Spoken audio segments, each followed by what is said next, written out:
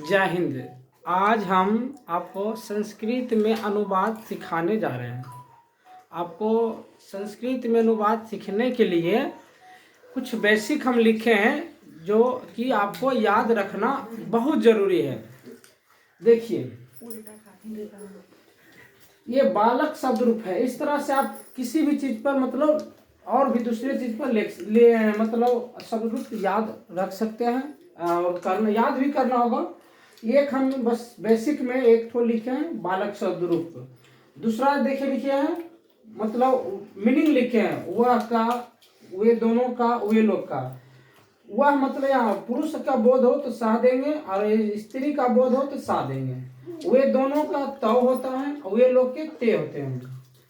मध्यम पुरुष में देखिए तुम का त्वम, तुम दोनों का युवाम और तुम लोग का युयम। उत्तम पुरुष में मैं का अहम, हम दोनों का आवाम, हम लोग का व्ययम।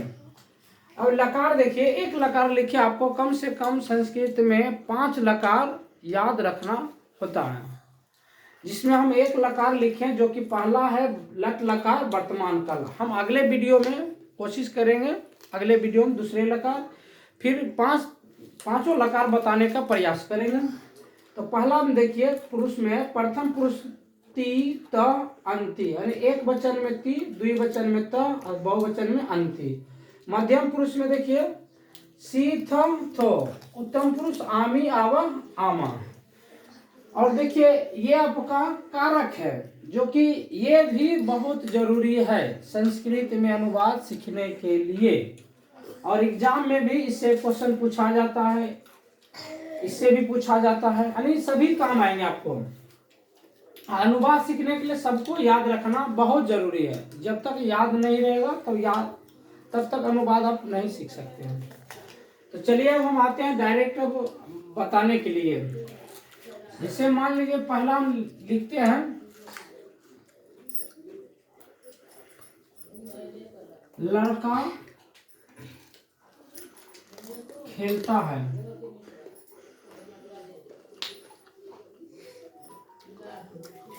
दो लड़के खेलते हैं।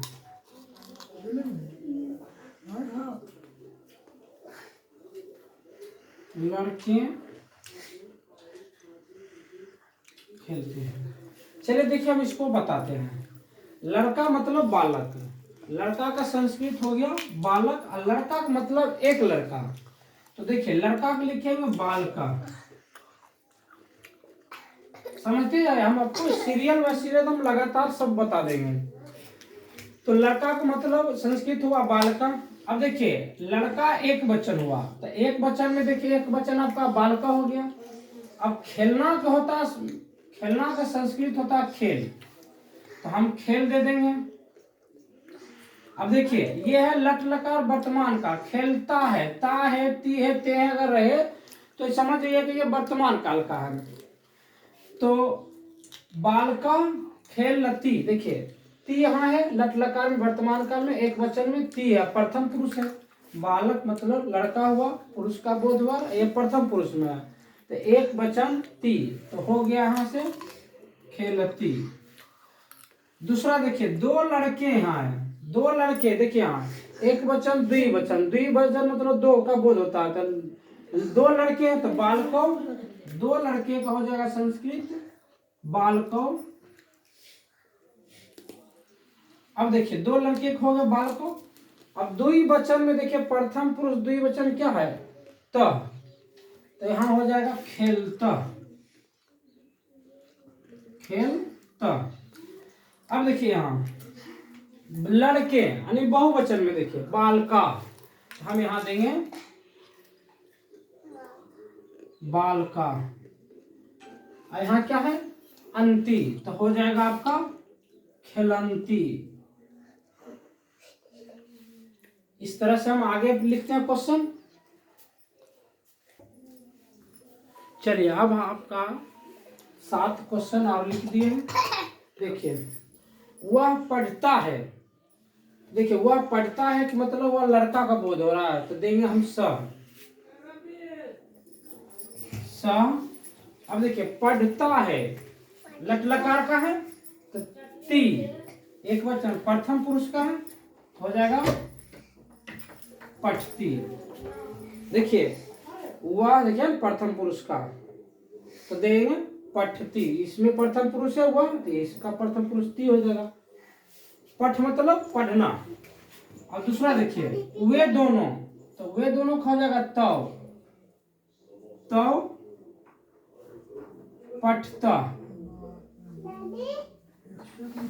देखिए वे दोनों का आपका हो गया तव, तो द्विवचन में, तो द्विवचन में क्या है त, प्रथम पुरुष का देखना है द्विवचन में वे दोनों का, इसमें देखना वही प्रथम पुरुष द्विवचन का त, हो गया आपका पठ त।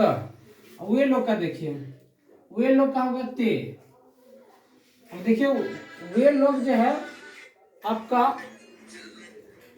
वे लोग पढ़ते हैं, तो वे लोग देखिए क्या आपका बहुवचन में है, वे लोग तो ते, इसमें बहुवचन क्या अंति, तो हो जाएगा आपका पठंती। तुम लिखते हो, तुम क्या हो जाएगा तुम, तुम का तुम। अब देखिए तुम है मध्यम पुरुष में तुम, अब मध्यम पुरुष का एक वचन है, तो मध्यम पुरुष में एक वचन जाइए सी, तो हो जाएगा लिखसी।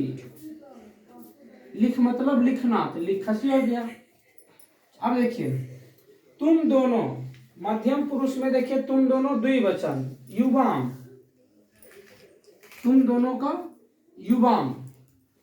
अब देखिए लिखते द्विवचन में तो युवाम, देखिए युवाम द्विवचन। अब देखिए मध्यम पुरुष में द्विवचन क्या था, तो हो जाएगा लिख था, लिख था। तुम लोग यूयम, यूयम।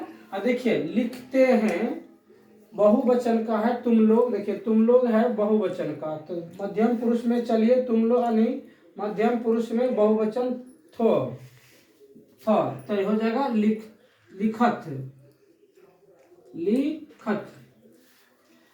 अब आगे देखिए मैं खेलता हूं, तो मैं को हो गया आपका, देखिए मैं उत्तम पुरुष है अहम, एक वचन में अहम, तो उत्तम पुरुष में एक वचन है मैं, तो अहम हो गया। अब देखिए खेल मतलब खेलना, खेल, खेलना का संस्कृत खेल, तो खेलना देखिए एक वचन में है आपका, तो एक वचन में इसमें देखिए क्या है आमी, तो हो जाएगा खेलामी।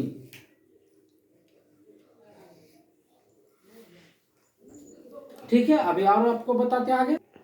चलिए अब आपका अगला एग्जाम्पल देखते हैं। हम दोनों खेलते हैं, देखिए हम दोनों आपका कहाँ है द्विवचन में है और उत्तम पुरुष में है, तो देखिए हम दोनों का मीनिंग हो गया आपका आवाम, आवाम हो गया।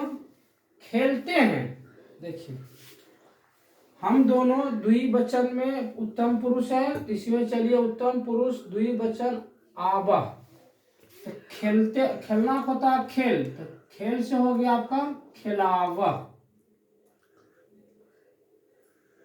आवा यानी खिलावा बन गया। दूसरा हम लोग खेलते, देखिए हम लोग क्या है व्यायाम, तो व्यायाम हो गया हम लोग का। खेलना क्या हो गया खेल, क्या आमी, तो खेलामी बन गया। देखिए हम लोग बहुवचन उत्तम पुरुष यानी बहुवचन उत्तम पुरुष में देखिए क्या आमा, तो खिलामा, ओहो सॉरी खिलामा है ना, आमी आवा आमा, तो हो गया खिलामा। राम पुस्तक पढ़ता है, देखिए आप फिर आपका आ गया प्रथम पुरुष, राम कोई लड़का हो गया, तो ये हो गया आपका प्रथम पुरुष में, तो राम के जैसे बालक के बाल का उसी राम के संस्कृत हो जाएगा राम पुस्तक पढ़ता है, कर्म कारक है, तो पुस्तकम पठती, एक वचन है और प्रथम पुरुष है, तो ती, तो हो जाएगा आपका पठ से पठती। राम का भाई लिखता है। अब देखिए आपका कारक घुस गया यहाँ से, जो है ये कारक है। कौन सा कारक है? राम का भाई लिखता है, यानी संबंध कारक जो रहा, राम का भाई कौन लिखता है? राम का भाई लिखता है, यानी संबंध कारक। तो देखिए आपका संबंध कारक का, ठीक। तो संबंध कारक में कौन से विभक्ति है? षष्ठी। तो राम का भाई संबंध किससे जुड़ रहा? राम से। तो षष्ठी देखिए, षष्ठी में एक वचन क्या होता है? बालक का, बालकस। तो उसी तरह हो जाएगा रामस्य। भाई का होता है संस्कृत भ्राता। फिर से इसको समझिए, राम का भाई, तो राम का यानी संबंध कारक होगा, षष्ठी विभक्ति होगा। संबंध कारक में षष्ठी विभक्ति है। षष्ठी विभक्ति एक वचन, देखिए राम मतलब एक है, तो षष्ठी विभक्ति एक वचन में देखिए, षष्ठी विभक्ति एक वचन क्या? बालकस। तो उसी तरह हो जाएगा रामस, भाई का भ्राता। अब राम मतलब भ्राता, भाई मतलब एक भाई है, एक वचन, तो लिख से हो जाएगा लिखती, एक वचन। देखिए एक वचन क्या है? ती, प्रथम पुरुष में है, तो लिखती। अब देखिए, मैं कलम से लिखता हूं। अब आपको समझना यहाँ है कि से दो गो देखिए आता है, एक ठो एगो अपादान कारक में है, एगो करण कारक में है। तब किसका प्रयोग हम करेंगे? तो देखिए दोनों का अलग अलग मतलब होता है। करण कारक का मतलब होता है कि जिस वस्तु से हम या जिससे हम काम करते हैं, वो हो गया आपका करण कारक। और अपादान कारक का मतलब हुआ कि जिससे, जहां से कोई वस्तु अलग होता है उसे हम अपादान कारक कहते हैं, और जिससे हम काम करते हैं उसे करण कारक कहते हैं। तो देखिए हम काम करने का यहाँ बात कर रहे हैं। मैं कलम से लिखता हूं, तो लिखने का काम हम कर रहे हैं किससे? कलम से। तो आपका कलम हो गया करण कारक। तो पहले दीजिए मैं का संस्कृत आप दीजिए अहम, अहम हो गया।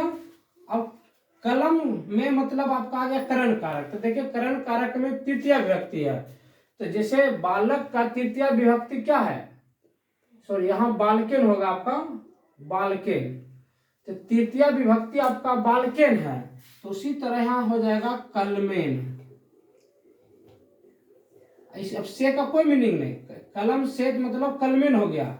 और देखिए मैं है यानी उत्तम पुरुष है। उत्तम पुरुष में देखिए एक वचन में लिख मतलब लिखना, तो उत्तम पुरुष एक वचन आमी, तो आपका हो जाएगा लिखामी। ठीक है, हम अब आगे एग्जाम्पल देते। चलिए हम अब आपको 5 एग्जाम्पल और दे रहे हैं। देखिए बहुत इंपॉर्टेंट है, जो कि परीक्षा में कई बार पूछा भी गया है। देखिए नियम अनुसार बताते, जैसे बताए आते हैं। पेड़ से पत्ता गिरता है, आपको फोकस करना है ये कारक पर। देखिए पेड़ से, कहां से? पेड़ से। देखिए से यहाँ भी आया। पहले हम बताए थे कलम से, मैं कलम से लिखता हूं, तो वो करण कारक था। ये यहाँ पेड़ से पत्तानी अपादान कारक अलग हो रहा है। तो जहां से अलग होता है उसमें हम अपादान कारक कहते हैं। और अपादान कारक में पंचमी विभक्ति लगती, देख लीजिए अपादान कारक में पंचमी विभक्ति। तो देखिए पंचमी विभक्ति एक वचन क्या होता है? एक वचन पंचमी विभक्ति क्या? बालकात। तो पेड़ का संस्कृत हो गया आपका वृक्ष।